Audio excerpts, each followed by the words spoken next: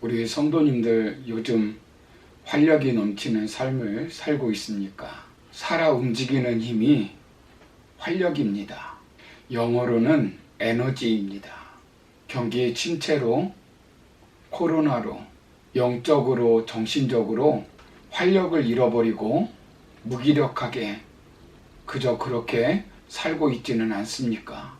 오늘 회복 시리즈로 우리가 회복해야 할 삶의 활력에 대해서 살펴보려고 합니다. 삶의 활력은 참으로 중요합니다. 만약 우리 성도님이 사장이라면 회사 직원을 뽑을 때 어떤 사람을 뽑겠습니까?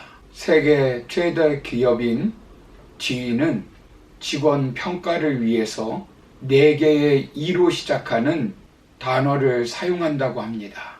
어느 개인이 활력이 있는가? 에너지. 남에게 동기를 부여하는가? 에너자이즈. 판단력과 결정력이 있는가? 엣지.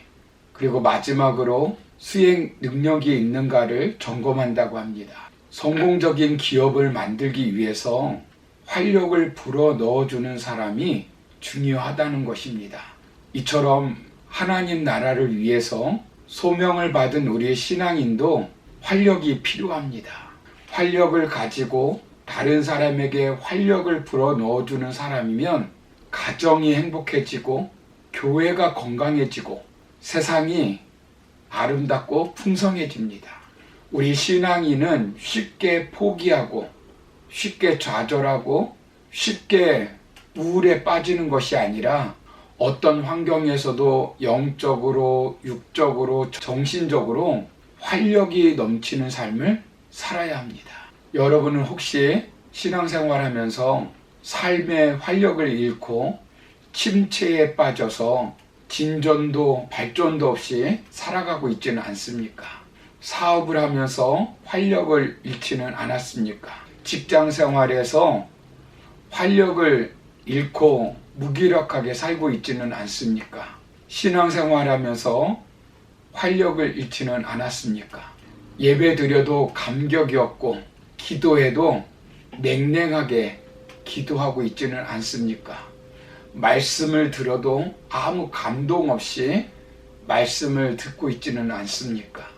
신앙생활하면서 기쁨도 평안도 행복도 감격도 없습니까? 마음은 불안하고 공허하고 걱정이 마음을 짓누르고 있지는 않습니까? 이 시간 하나님이 주시는 말씀을 통해서 활력을 회복하는 귀한 시간이 되기를 바랍니다.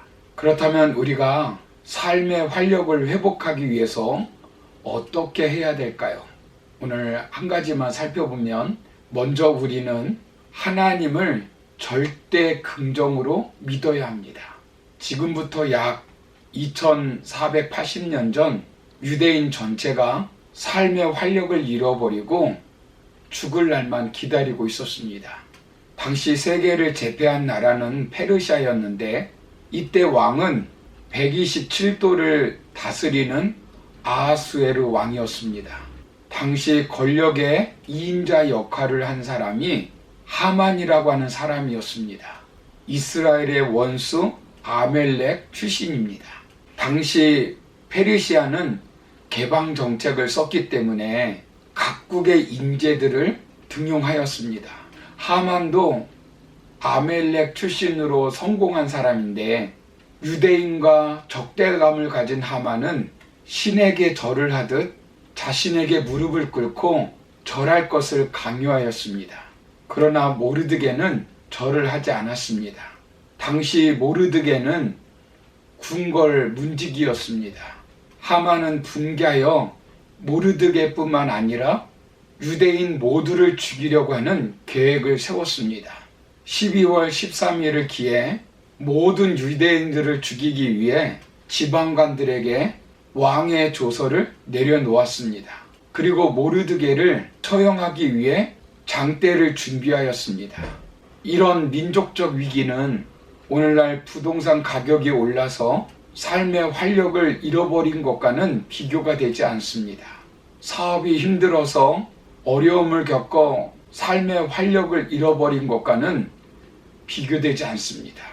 자녀들이 뜻대로 되지 않아 삶의 활력을 잃어버린 것과는 비교가 되지 않는 것입니다. 죽음의 날이 다가오고 있는 것입니다.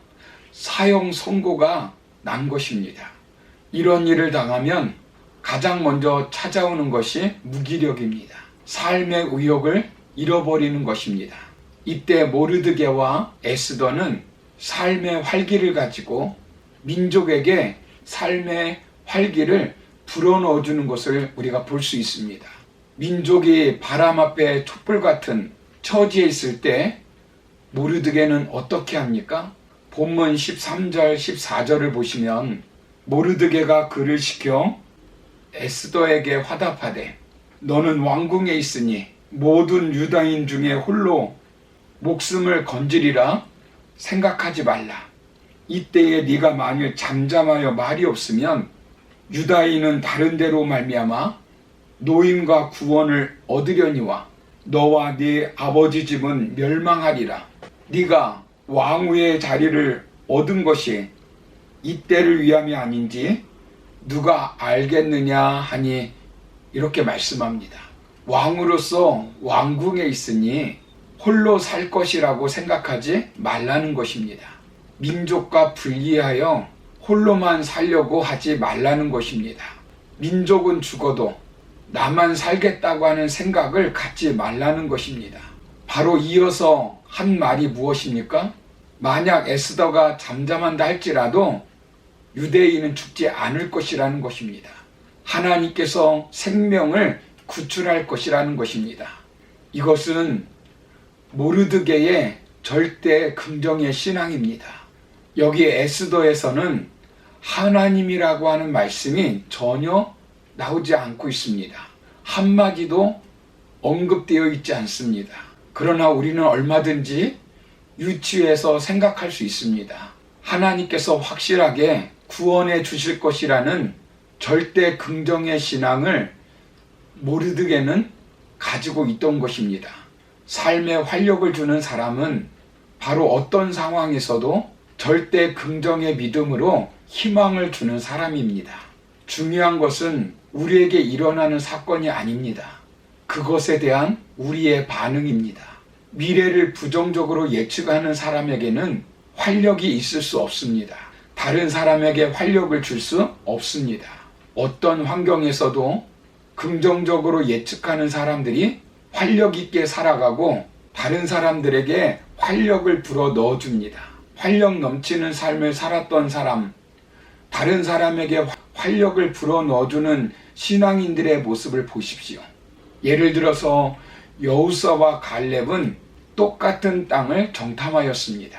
그런데 10명의 정탐꾼은 자신들은 메뚜기에 불과하다고 울며 탄식하고 하나님을 원망하며 모세를 죽이려 하고 다시 애굽으로 돌아가려고 했습니다. 활력을 잃어버리고 초상집 분위기입니다. 그러나 여호수아와 갈렙은 똑같은 땅을 보고 왔지만 적들은 우리의 밥이라고 선포합니다. 민수기 14장 8절을 보시면 여호와께서 우리를 기뻐하시면 우리를 그 땅으로 인도하여 들이시고 그 땅을 우리에게 주시리라 이렇게 말씀합니다. 절대 긍정의 믿음으로 백성들에게 활력을 불어 넣어줍니다. 골리앗 앞에 이스라엘 백성들이 두려워 떨며 도망가고 있을 때 다윗은 하나님이 너를 내 손에 넘기리니 라는 절대 긍정의 믿음으로 나아가서 승리하였습니다. 인재를 알아보기로 유명한 어느 은행장이 있었습니다. 그가 선택하여 중책을 맡기면 틀림없이 뛰어난 실적을 올렸답니다. 그래서 사람들이 비법을 물었답니다. 고객을 상담하던 중 계약 내용에 대해 확인할 일이 생기면 창구 직원을 인터폰으로 부른답니다. 이때 직원들의 대답은 크게 두 가지로 나뉘었다고 합니다. 한 부류는 손님이 있어서 지금은 못 들어가겠는데요 라고 답변을 한답니다. 그리고 두 번째 부류는 손님이 계시니 일이 끝나면 곧 들어가겠습니다 라고 답변한답니다. 비슷하지만 그는 이 직원이 부정적인 사고를 갖고 있는 직원인지 아니면 긍정적인 사고를 지닌 직원인지를 판단할 수 있었다고 합니다. 인재를 채용할 때면 긍정적인가를 첫째 조건으로 삼았고 단 한 번도 자신의 선택이 틀린 적이 없었다고 합니다. 긍정적인 태도가 할 수 있다는 의지와 마음가짐, 열정으로 이어질 수 있는 밑바탕인 것입니다. 하나님은 우리에게 어떤 상황에서도 희망을 주시는 분이십니다. 예레미야서 29장 11절을 보시면 나 여호와가 말하노라 너희를 향한 나의 생각은 내가 아나니 재앙이 아니라 곧 평안이요 너희 장래에 소망을 주려 하는 생각이라 라고 말씀합니다. 여기에 절대 긍정은 자신의 능력을 믿는 신념이 아닙니다. 자기 도취나 자기 최면이 아닙니다. 긍정 심리학이 아닙니다. 하나님의 약속을 절대적으로 신뢰하는 믿음입니다.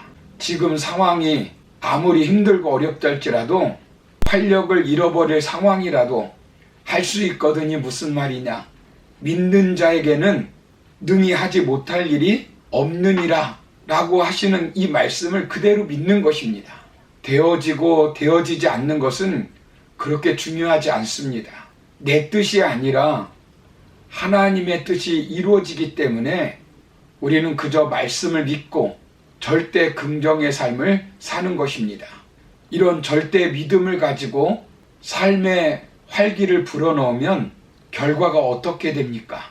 에스더서 6장 1절을 보시면 왕이 잠이 오지 않습니다. 잠이 오지 않는 건 단순한 사건이 아닙니다. 그런데 잠이 오지 않자 역사책을 보게 되고 그러므로 말미암아 모르드게의 업적이 발견되고 결국 하만은 자신이 단 장대에 죽임을 당하고 이스라엘 백성들은 구원을 받게 되었습니다.